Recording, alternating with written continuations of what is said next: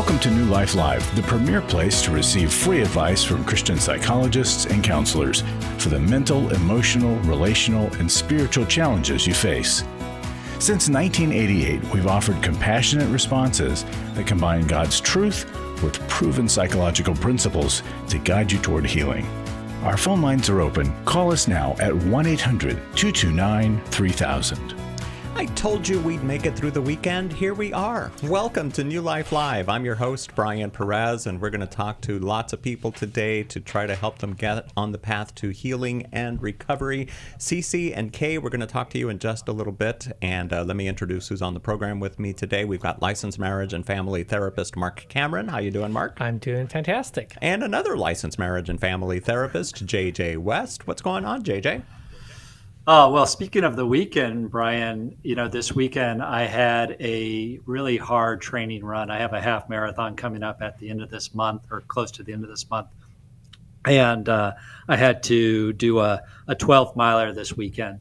And it was hard for a lot of reasons. One of which was my training has not been as it should have been. Some of that was due to some surgery. Some of that was due to some illness. Some of that was due to delayed travel, going to and from workshops.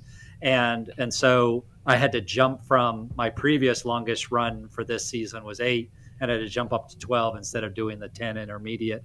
And it was a hard run. I left later than I wanted to. It was harder than I thought it was going to be. And I was struggling. Especially toward the end, I was really struggling. And it got me to think about, sometimes life feels like a hard run. Sometimes we're very aware of the pain of betrayal. Sometimes we're very aware of the ache of unmet longings. Sometimes we're filled with anxiety about the future. And sometimes we're all too aware of the shame of a very well-known past. And life is hard, and we feel like giving up, much like I felt like giving up on that run.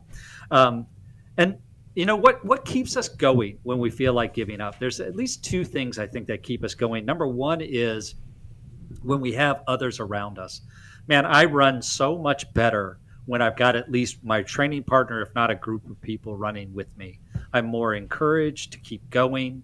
I have more hope that I'm not going to die.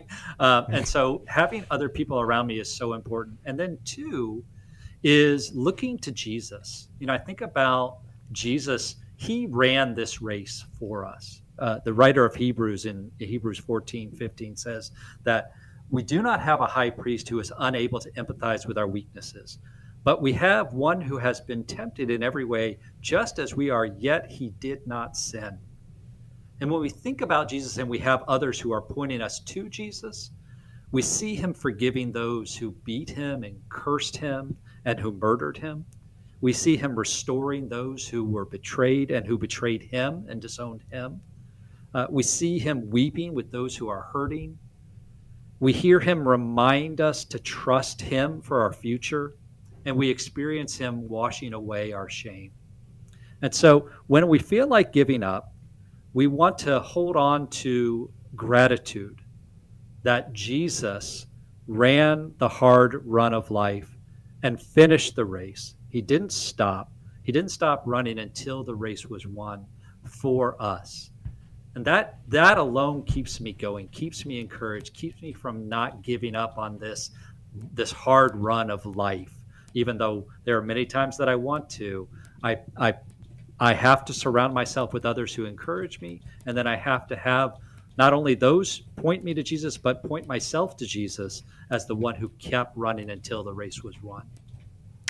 Great encouragement there, 𝙇𝙄𝙑𝙀. Thanks so much for sharing that. And the thing about running in a race is you don't know where, you knew, JJ, imagine you're going to run 12 miles, you are 7 miles into the race, and you decide to give up.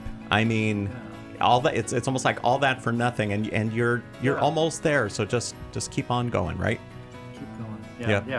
Yeah, exactly. We have to not give up. We have to keep running, even if our pace slows way down. Yep, we'll be back. So many times we get calls about loss and grief, and it's one of life's most profound challenges. It affects our mind, our body, and our spirit in deep and lasting ways. Grief is something that we will all experience, but we experience it differently. I want to invite you to our upcoming webinar, Coping with Loss, a grief webinar. Our webinar is 90 minutes. We are going to have Laura Mange-McDonald present, and whether you're grieving the death of a loved one or walking through another kind of loss, this session offers biblical insight, emotional support, and practical tools to help you move forward. The Coping with Loss Grief webinar is Thursday evening, November 13th.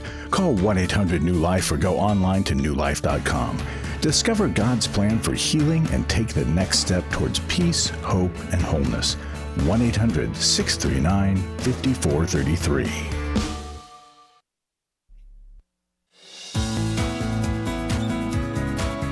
To find out more information about New Life or to order any of the resources mentioned on today's program, call 1-800-NEW-LIFE. Now back to New Life Live.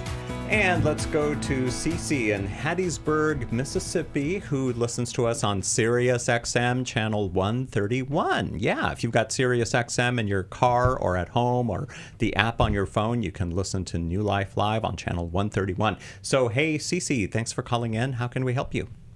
Hi, thank you so much. Been encouraged already listening to you. And my question was about the upcoming seminar. I seem to be able to relate coping with loss, but mine's a living grief, grief over not being able to, being banned from seeing my grandchildren, who I've always had a very close relationship with. Two of my granddaughters are teenagers, and the third is a grandson, and he's about to turn 18. And he does text me, and we do talk, and I do support him. And his mother's aware of that, but she's not allowed the girls to talk with me due to my son, problems she's had with my son, which really don't affect her anymore. And so why this new change of events has come up in the last year is very perplexing. Mm-hmm. I think it was brought on by my son being incarcerated for some drug charges, which she's known he struggled with the whole time they were married. They've been divorced for about 5 years now. And he's actually been clean since the first of the year, but she doesn't want me to have any relationship with him. And that's why she's cut me off from the children. And wow. so I'm kind of torn. She doesn't want you to have any relationship with your son, or she doesn't want you to allow him to have a relationship with his children, your grandchildren. Both. Wow. She's yeah. What is she fearful controlling. about? What is she fearful about, Cece, with you and particularly having a relationship with your son, and then also with your grandkids? What's the fear there? I don't know. I emailed her, and we've always had a very strained relationship, but I've always supported her. I even reported my son with some, to CPS about, behaviors that I saw that were not appropriate. And she knows that I've always been a big advocate for the children. And now I have an opportunity while my son is, rehabilitating to have a relationship with him. I don't know. I've always sensed a lot of jealousy with her, jealousy over my relationship with the children. I was always very nurturing. And now with my son, it's always been good, with the children. And there were, maybe one or two incidents where, she questioned my strictness, but never anything where she would want to ban me from seeing the children or having them communicate with me.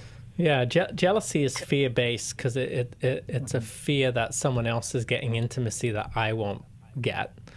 And so it sounds like she's fearful, I wonder, of your son maybe even passing messages back and forth, or you telling your grandkids about, oh, your dad loves you, which is a good thing, but there's a fear there for her of her kids having contact with their dad. Now, you said that you sent her, I think, an email. Are you able to get in contact with her where you can either meet with her in person or talk with her over the phone? No, she wouldn't even answer my email, and she was always like that. If I text her, she wouldn't text me back for, weeks unless it was something that interests her, like very narcissistic. But then when she would call, she would never take my calls. But then if she wanted to call, then she'd expect me to answer the phone right away. And, of course, I would, and I've told her how important her calls and texts are to me. But it's never been reciprocal. So I asked, that we put the past aside and we walk out in maturity as Christians, putting our love for God and for the children and the family first, and forgive whatever differences we have. And I never even got any response. Well, I think you're doing a good job. I think that's really all you can do here, because you don't want to be intrusive and, show up at her door or call her over and over and over again. I mean, the messaging note that you're saying that you gave CC is really good. I think, as painful as this is, that you may miss out on more years with your teenage granddaughters. The good news is that they're almost getting to that age where they can make a decision by themselves. And I'm so glad that you have contact with your soon-to-be 18-year-old grandson, because as I think, his sisters see him enjoying that relationship and you being safe, they will start to long for that and push for that more too. But it sounds like, you're just finding it hard right now, I think, just to kind of live in that grief of that detachment and that estrangement. And I think that's one of the questions that, just really quick, that Cece asked at the beginning, this grief webinar that we've got coming up on the 13th. She's wondering, wait, is this for me? Because it's about my situation is living grief. So, JJ, what would you say? I would say absolutely. Yeah, grief comes in all kinds of different shapes and sizes and ways, and certainly, CC, you are experiencing grief.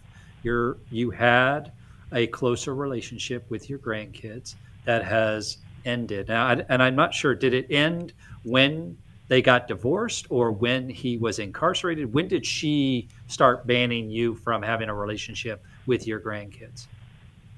When he got out from incarceration. And I told which her was how long ago?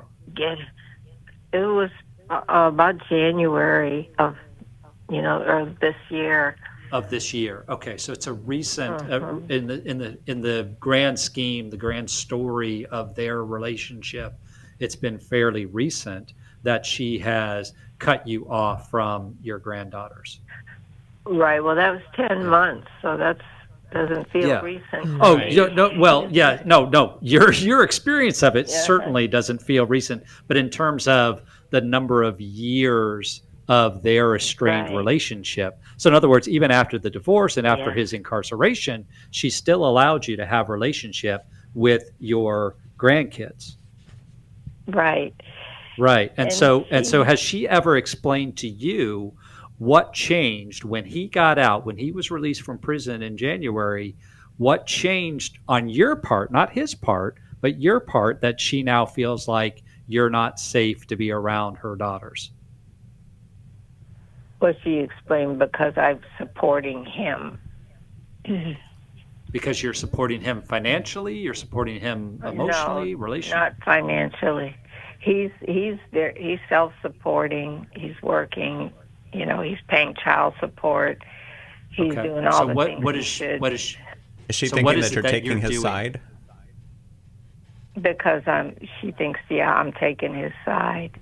She may also be fearful that her kids come over and then your son comes over. I wonder if that's a fear of hers. Yeah, but the thing is, I live out of state now. And Or even possibly put retired. them on a Zoom call or something like that. There's some kind of fear-based, whenever people control, it's because they feel fear. Yeah. So she's fearful of something. Yeah. Yeah, And so she has a lot of emotional problems from the domestic violence that, Wow.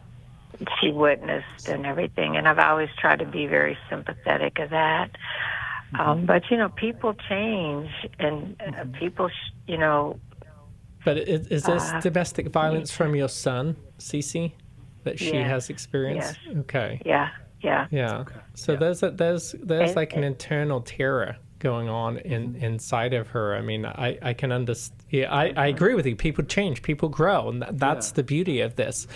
But if we don't see that transformation process happen in front of us, we still have triggers from people who, because our experiences of them or our last experiences of them were unsafe. And so I can understand why she may be hesitant and fearful. I don't agree with what she's doing, that just because you have a relationship with him, that you're not then allowed to have a relationship with your grandkids.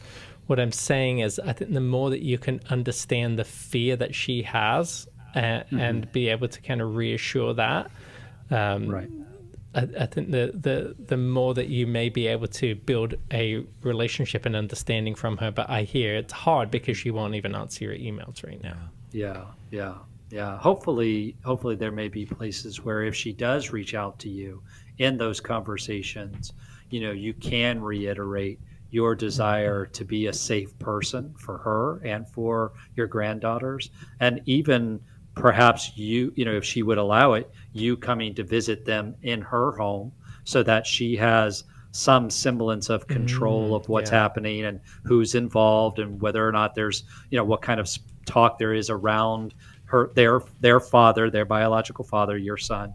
But in the meantime, because you can't control that, right? The scriptures are clear. As much as it is up to you, live at peace with all people. You're not in control of how they respond. And so in the meantime, it is important that you grieve.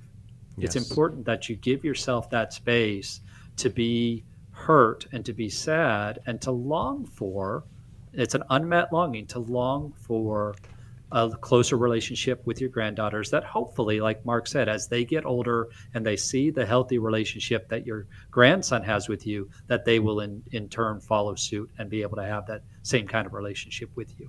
And if you do get an opportunity to talk with your former daughter-in-law, Cece, I wouldn't defend your son in those conversations. I wouldn't talk about how he's changed because, that could be a barrier. That's driving her fear, is that you don't get it. You're not seeing the danger that I'm experiencing in my body. I would just focus on you being able to have a relationship with your grandkids. Cece, we're going to send you a registration for the Coping with Loss Grief webinar that's happening on Thursday, November 13th. You will definitely benefit from it. So will anybody else listening. You can get the details at newlife.com or by calling 1-800-NEW-LIFE. It's less than $20 per person to sign up for this webinar on November 13th. But sign up today and you'll be ready to go. All right, let's talk to Kay in Washington, D.C., listening on WAVA. Welcome, Kay, to New Life Live. Hello. Hi. You okay? Hi. No.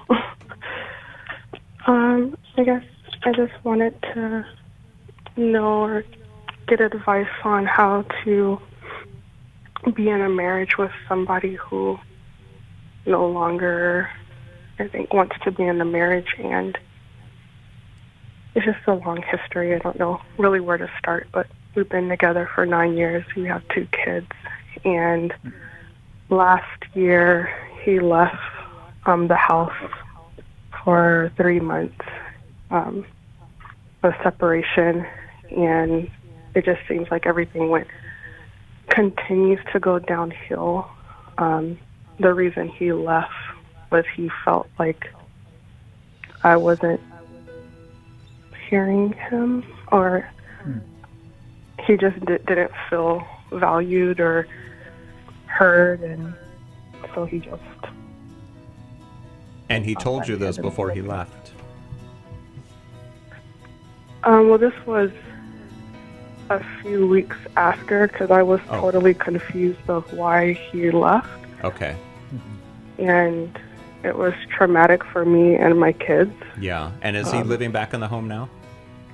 He came back in October of last year, but in June, a week after my birthday, found out that he cheated on me. Oh my goodness. Okay, Kay, hold on really quick. We've got to take a break here on New Life Live, but we will continue hearing your story, and we'll get some advice for you from Mark and JJ. Stand by. I was sort of vaguely familiar that the 12 steps had some origination in the Bible. I found life recovery, and one of the things I liked so much was that it had such a broad appeal. It wasn't limited to just alcohol or drugs, that it was addressing a wide range of problems. At New Life, we believe everyone can benefit from a life recovery experience. There are life recovery groups all over the country. They take place online, in conference calls, and in person. And if there isn't one in your area, we can help you start one. We have startup materials, leaders' guides, CDs, Bibles, and more, all with discounts available for groups. Call us at 1-800-NEW-LIFE and ask for Terry Ward. The 12 Steps have long been a great help to people in recovery because much of the 12 Steps' power comes from the fact that they capture principles clearly revealed in the Bible. The 12 steps is really a pattern for all of us as Christians. Call 1-800-NEW-LIFE. That's 1-800-639-5433. Club New Life changes lives. I think I go way back to listening to New Life, learning so much from it, and then becoming a Club New Life member. Club New Life is a monthly giving family that helps New Life Ministries provide Christ-centered hope and counseling resources to thousands of people. You know, I'm so thankful because, you know why I keep giving? Because I keep learning, and I'm so thankful for all the lives that you touch every day and the people's lives. So when I get to still hear the radio show, it's just so encouraging to my heart. When you sign up to support us monthly through Club New Life, you'll make a difference in the lives of individuals and families with godly counsel and connection to help. And you know one reason I give? Because I feel like sometimes I'm hiding behind a counselor's couch listening to all this great information and not paying, so my guilt of this great advice is alleviated by being a Club New Life member. Call 1-800-NEW-LIFE. That's 1-800-639-5433. And together we can help hurting people find help and hope in life's hardest places. Call 1-800-639-5433 to join Club New Life today.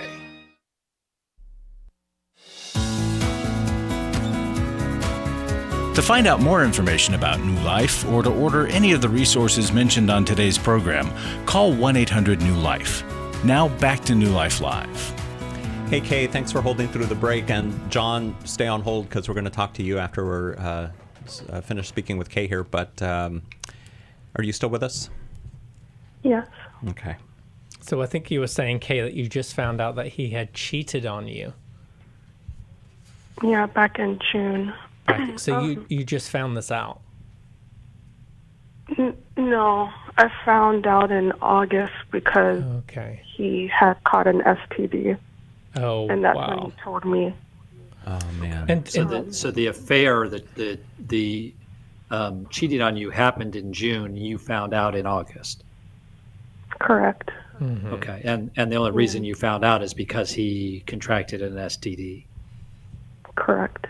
And did he and he told you that he got an STD, or did he pass that on to you? Thankfully, it did not get passed to me. Thank God. Good. He did tell me when his test results came back. Okay. Mm-hmm. And is he? I guess he was having symptoms. Is he back in the home now with you, or is he still separated? He's still in the home. Okay, he's moved back in. Yes, he moved back in October of last year. And I thought we were on our road to healing our marriage and fixing our problems and all of that. And it just feels like it's just getting worse. I don't feel like he values me at all. I don't feel like he respects me anymore. He talks a lot about our past, and how angry he is, and it just seems like he regrets marrying me. This is so painful, Kay. What does he want now? Does he want to be married? I think he's mentioned multiple times that I don't think he wants me to end it. He doesn't want to be the one to end it. Okay, so he's trying to relieve himself of guilt. But does he want to be married? Is he repentant from the affair? Is he wanting to stay monogamous with you? He says he does only because of me, but his whole views have changed. When we first got married, our logo was God first. And now he told me recently, maybe within the last month, that he no longer believes in monogamy, and he's open to having multiple people in the marriage. And I told him I don't want any of that. It just seems like, and he stopped going to church. I feel like he's become a whole new person. And the thing that I thought I married wasn't truly him.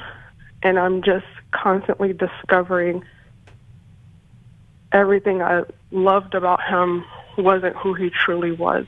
Like, he was just doing it to please me. And now I think because of my upbringing, I really value marriage. And I don't want to get a divorce because my parents, I don't want to do that to my kids, and I'm really scared. But I just feel like he doesn't love me anymore. And I'm just scared of what to do, and I don't know what to do. Oh, okay. I feel your pain so great here. He is not acting like he loves you at all. And, you know, the way he's treating you, if he's having affairs and he wants to go outside of the marriage, he's really abandoning you in this marriage here. You need someone to talk to. Do you have a counselor or therapist yourself? I do. Okay. I do. I see one once a week, but I feel like every week I'm going through something and I'm just becoming exhausted. Yeah. I just feel like I'm at my breaking point. Yeah. Okay. Of course you feel exhausted because you're going through such a tremendous emotional turmoil week after week after week. And because your husband has changed the entire script on you. He, like you said, he presented as someone who loves the Lord like you, wants a marriage that honors the Lord and follows his guidelines, and now he is saying the exact opposite. Now he's behaving as someone who doesn't know the Lord. He's not going to church. He's not pursuing the things of the Lord. In fact, he's pursuing the things of the world. He's saying that he wants an open marriage, a non-monogamous, a polygamous marriage. That's the way the world operates. That's not the way the kingdom. That's not what God desires for us. And so, of course, your heart is getting churned. It's getting ground up week after week after week, and that is exhausting. And Kay, I'm so sorry. I mean, we're all just brokenhearted for you as we hear your story, and I'm sure those in the audience are the same. And as Brian often says, you know, if you're out there listening, please pray for Kay right now because she is going through a tremendous ordeal. I hear the music playing. We're going to have to go through the commercial break and come back to you. How old are your kids, Kay? 4 and 5. 4 and 5. And they know what's going on? No. Okay. I try to hide it. Okay. And do you have family close by, Kay?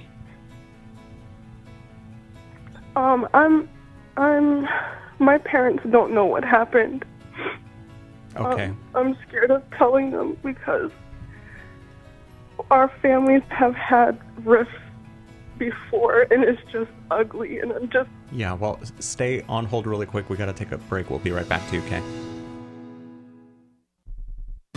So many times we get calls about loss and grief, and it's one of life's most profound challenges. It affects our mind, our body, and our spirit in deep and lasting ways. Grief is something that we will all experience, but we experience it differently. I want to invite you to our upcoming webinar, Coping with Loss, a grief webinar. Our webinar is 90 minutes. We are going to have Laura 𝙇𝙤𝙑𝙀 present, and whether you're grieving the death of a loved one or walking through another kind of loss, this session offers biblical insight, emotional support, and practical tools to help you move forward. The Coping with Loss Grief webinar is Thursday evening, November 13th. Call 1-800-NEW-LIFE or go online to newlife.com. Discover God's plan for healing and take the next step towards peace, hope, and wholeness. 1-800-639-5433. Do you need help for life's hard situations? My husband recently said he wanted a divorce. I'm confused on what I should do. I have an eating disorder. New Life Live answers your questions on relationships, grief, addiction, trauma, anxiety, and much more, all from a biblical perspective with our panel of professional counselors and psychologists. I learn a lot from your program. You help so many people. I appreciate your ministry. Whether you listen or watch, there are so many ways to connect with us to ask our panel of counselors a question. Call us Monday through Wednesday at 1 p.m. Eastern, 10 a.m. Pacific at 1-800-229-3000 to ask your question on New Life Live. Or go to newlife.com/radio for other ways to get your question answered. I'm trying to find help. I just want to know how to set boundaries. If it's a sin, what am I supposed to do? Need a therapist or a coach, a resource or an intensive? Call us at 1-800-NEW-LIFE. That's 1-800-639-5433. 1-800-NEW-LIFE.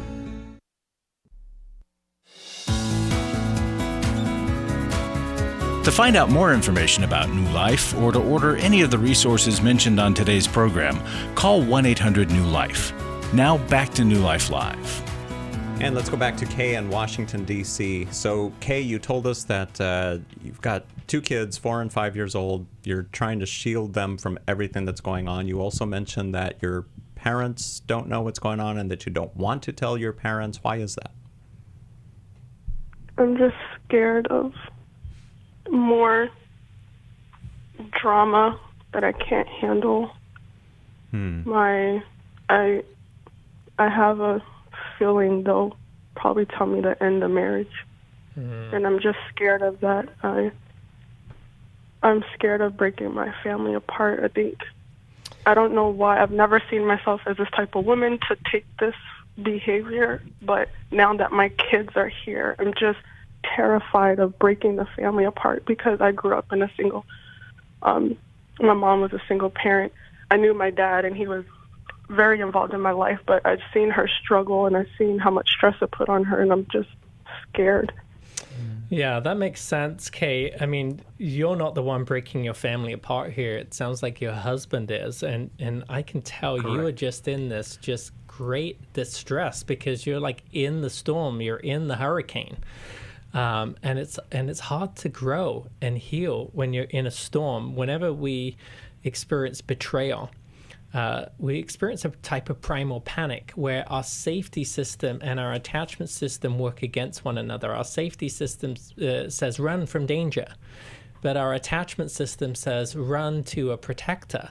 And when the person who's supposed to be our protector is also the source of danger, we get stuck. And many people who are experiencing a situation like you, they feel stuck. They feel great ambivalence, 2 opposing feelings that are happening toward one another.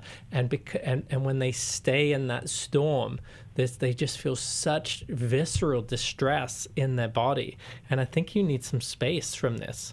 And that space could be a separation. A separation is not the same as divorce, but what separation does is it gets you out of that, out of the storm so that you can start to think a little bit more clearly here. It also shows him, if he's going to continue in these actions, if he's not going to love and cherish you and he's going to want to continue to have affairs or continue to long to be with other people in the marriage, that this is ultimately, where you guys are going to be. You can't have closeness and intimacy with someone who you don't at the same time trust. And so I think you need support, and maybe your parents aren't the right ones to be able to be giving you the advice. I do think it's helpful to let them know what's going on if you believe that they're safe, because they may be able to support you in other ways, whether that's with childcare or whether that's financially. But I think once you can get out of that storm, at least you've got this therapist, you've got this a counselor, and I would suggest letting someone know at your church or a friend, so that you can start to build up another, a network of support around you.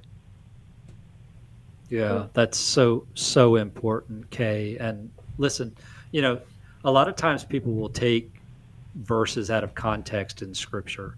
There's a teaching in 1 Corinthians chapter 7 that talks about being married to an unbeliever.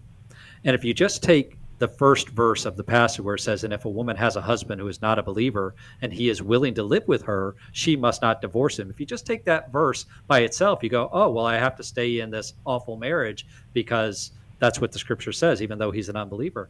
But you have to continue on with the rest of the passage. It says, for the unbelieving husband has been sanctified through his wife, and the unbelieving wife has been sanctified through her believing husband. Okay, so there's a sanctification process that happens, but in this case, that's not happening. You're unbelieving, and I don't know what his stance is with the Lord, but it sounds like he's certainly not behaving as a believer, as someone who follows the Lord. But he's not being sanctified. He's not changing. He is digging into these sinful behaviors. And so then it goes on to say, but if the unbeliever leaves, let it be so. Now, that doesn't just mean the way he left a year ago. That's certainly included in that. But if he leaves in the way that he is no longer pursuing a loving, authentic, building up relationship with you, that if he leaves, then the brother or sister, in this case it would be you, the sister, is not bound in such circumstances. God calls us to live in peace. And this goes back to what Mark was just talking about. We're called to live in peace. And in the present circumstance, you're not living in peace. You're living in this very stressful, emotionally wrought situation because he is asking you to violate your boundaries. He's asking you to agree with him to have this open marriage that you're not in agreement with because it's not in agreement with what God teaches. And so it is important that you create a safe space for yourself. I do think that separation may be an important step in the process of creating that safe space.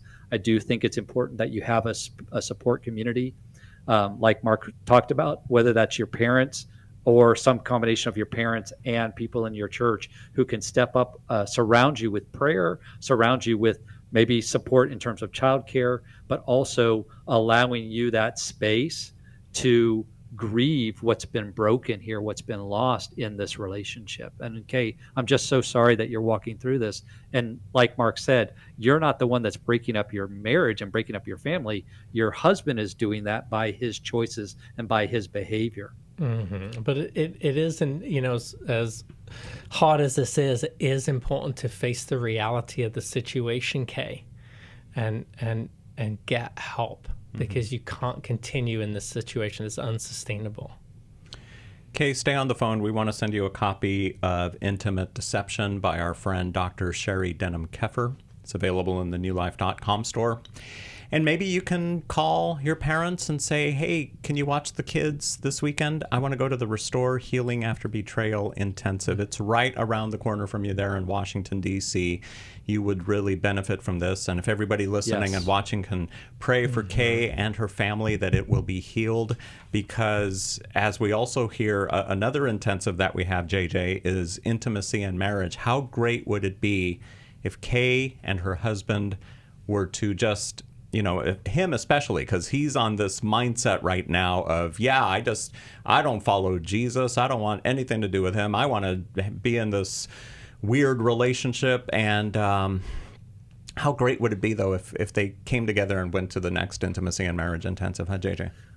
Yeah, I mean, it would be an opportunity for healing for their relationship, but a lot has to change. I'm not saying that they have to get everything right before they can come to a workshop, but in this particular case, her husband is not wanting to live in an intimate, authentic relationship with his wife. And that's so painful, but you can. And, he's choosing to live by the world standards. And oftentimes God will let us continue down that path until we get to the point where we realize, oh, this isn't where I want to be after all. But right now, he's still believing that this path is going to give him what he wants. It's going to give him satisfaction. And God will let us continue down that path until we've experienced enough pain that we go, okay, all right, I give. This is too painful. But some of us, I say this all the time. People change when the pain of staying the same becomes greater than the pain of changing. Well, and so far, he hasn't experienced enough pain of staying the same. And he's not living in reality either. I firmly believe, and I'm sure you guys do too, that you can't have true intimacy in a non-monogamous relationship. And so there's benefits here for him, whatever the benefits are, whether it's legal. I know some states are for-fault states when it comes to divorce. So if the other person files for divorce, there's less legal ramifications, financial ramifications for the other person. But he's getting some kind of benefit here from this, and it's not realistic. It's not realistic to see your spouse, to say that you love someone and to see them in such distress over your selfish actions is not realistic, and that's not love or care. Right, and because it's not, he's seeing her suffering, and then it's not motivating him to change. That's not love. Yeah. And if he doesn't want to be with her, he needs to make that decision, not to say, well, it's on you to divorce me, but I'm going to go sleep around with whoever I want to, and then enjoy the benefits of not having to support a wife and family, because I'm divorced. It's unrealistic. So the Intimacy and Marriage Intensive is happening the weekend of Valentine's Day in Orange County, California. You can find out all about it on the newlife.com website, or you can call us at 1-800-NEW-LIFE. If you register early, you'll get a discount, so register as soon as you can. Again, go to newlife.com or call 1-800-NEW-LIFE.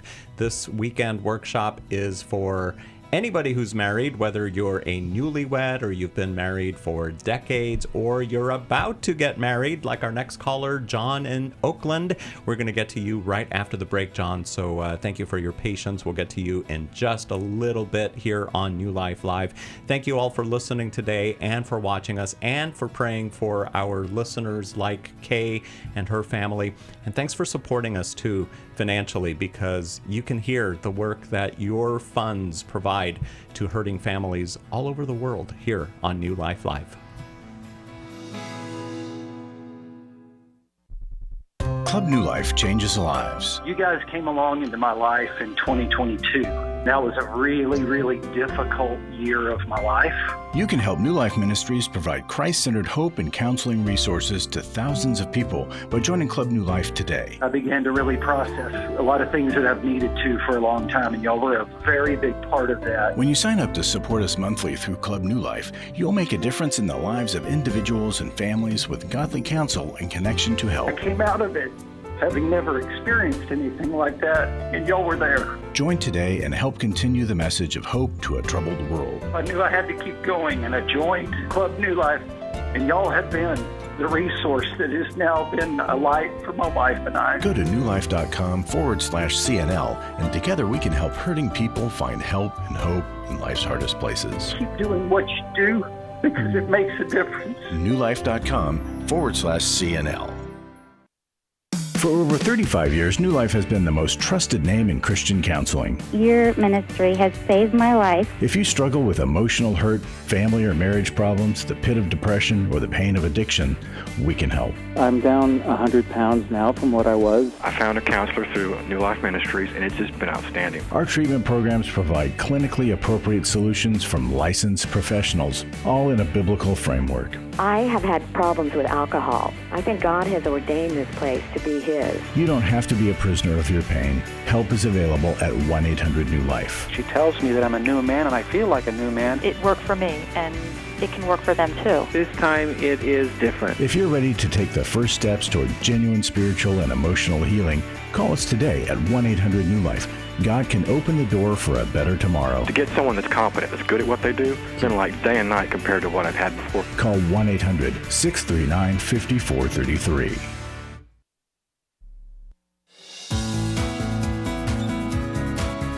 To find out more information about New Life or to order any of the resources mentioned on today's program, call 1-800-NEW-LIFE. Now back to New Life Live. And now here is John, who is in Oakland, California, and he listens to the New Life Live podcast. Hey there, John. Thanks for listening to the podcast, and thanks for calling in today. Hi, thanks for taking my call. I've been a listener for a while, first-time caller, not quite know what to expect, but thanks for giving me the opportunity to ask questions. Is it great so far, other than being on hold for such a long time? Absolutely. No worries. So how can we help you? What's going on? Me and my fiancé plan to get married in the next 6 months. We begun some talk about blending finances together, but we haven't made any decision or set up a structure. And my question is to get your input on setting up his birth and joint accounts. So I am a Christian. My fiancé is a Christian as well. I know intuitively kind of goes against the oneness principle of Bible, but my situation is a little bit different. So is it okay I give you a quick background? Yeah, for sure. Okay, so I'm 45, my fiancé is 42, and I was divorced 6 years ago. My ex was not a Christian, walked out of the marriage, cheated on me, and divorced me, and left me with 2 kids. They are 14 and 19 now, both teenagers. And then my fiancé has never been married, no kids, and actually never been in a long-term relationship until she met me. We've been dating for 2 years, and she's just a wonderful godsend. I love her so much. As we head toward marriage, my kids are nervous. They are fearful of changes. And there's one thing about my fiancé that we do struggle a little bit. I don't have the right vocabulary, but I would say she needs a lot of emotional care from me. And then how she receives emotional care, in my observation, is through time and money. So she's not materialistic at all. We seldomly go to the mall. She doesn't need expensive gifts. But there were times she felt uncared for. When I talk about I'm going to spend money to help my kids buy a car, I'm going to spend money to help them the down payment on a house. I'm going to start a Roth IRA account for them right now, so it has the benefit of 40 years of growth. And she would ask, she would be a little unhappy because she felt my plan doesn't include her. I'm not using my money to take care of her. And similarly with time, there were times when I needed to cancel a date because I need to take the kids to the church. She felt like I deprioritized her and, in effect, kind of owe her. I need to make it up by scheduling another date with her or something. So faced with kids already kind of fearful of the changes my marriage would bring, and faced with knowing that my fiance has this level of emotional care needed from me. By the way, my kids are not aware of these struggles about giving and receiving care that I am describing to you. I think that would be, I just don't want them to have a negative view of her as we try to merge. They're not aware of these things, but yet they're fearful in other ways? Yes, so they are kind of, so I have been blessed that my kids are very close to me. and they spend most of their time with me. Their mom is not very involved. Mm-hmm. And I've been blessed that they go to church with me. They serve in the church. And my home has always been a place of stability and, I guess, comfort and reliability for them. What's your main question for us today, John? Only because we're running low on time. Well, let me ask you a question here, John, because what you're describing is a fear that she has, and I think there's a wound underneath all of this. What do you know about your fiancé, about her past history with abandonment and rejection that's driving this desire that I must be prioritized? And what do you know about her history that's tied to time and money and showing love as the proof, being the proof of love? She came from a very good family that I cannot see any signs of prior abandonment. She has never been involved in another long-term romantic relationship, and she was the one rejecting those suitors because she didn't like them. So there was no abandonment that I can see in her family. She does come from a family of lesser means. I don't know if that played a part. When she met me, she was extremely happy to have met me because she felt she would never find someone, and we've been very happy together. Mm-hmm. We don't live together, but the 2 years of dating, we've been very happy. So I do feel she valued me a lot. I do sense this neediness. I do not know the source. I think there's a wound underneath there, and sometimes abandonment and rejection are not actual real abandonments that we experience, but they're perceived abandonments that we experience. You know, if you have a parent who travels often for work, but they're present and they show up at your sports games and things like that, yes, you haven't actually been abandoned, but there's this perceived abandonment that happens because they're not available for you when you in moments when you truly need them. And because she hasn't been married to anyone else before, a lot of these triggers may have been laid dormant for her because they've not come out because she's not been in a close relationship. So I recommend that you guys get into some level of counseling, premarital counseling, where you learn to explore some of these things and talk through these issues, and specifically talk about, emotions, feelings, triggers, and past history where these triggers could have come from. And I think that would be very, very helpful, beneficial for you guys. Yeah. JJ? Yeah, could not agree more. I think premarital counseling is going to be key, if you're not already doing that, to make sure that you put that on the calendar, that you do regular premarital counseling. It could be that part of the reason why she's not been in long-term relationships is this fear of abandonment. So if I don't get into a relationship, I can't be abandoned by that relationship, right? So it is going to be important to look at that because it will show up again and again in the relationship. And so I think it's wise. You said, you haven't shared her particular concerns with the kids. I do think that that's wise. I think it's important as well that as you're walking through this process that you're listening to your children, listening to their hearts, helping them explore why they might be nervous, why they might be skeptical or hesitant because of maybe their own past wounds, right? So there's both a need to care for your soon-to-be wife, but also to care for your children in terms of how this change of relationship is going to impact their world. I think you're wise to do that. In terms of the whole financial picture, yeah, you're absolutely right. When it's a first marriage and you're both starting out, the standard is that you join all your finances together because you're becoming one. When you have a blended family like yours, you have to talk with some people. I would encourage you to talk to some financial advisors on how best to navigate that. Sorry, go ahead.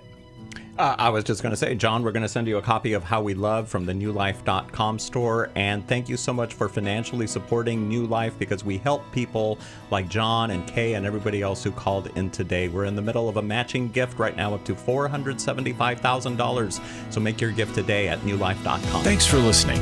We hope this program has helped you by giving you insights for handling the challenges you face in your life. We want you to know that we're here for you. But you also need to know that New Life Live is a listener-supported ministry.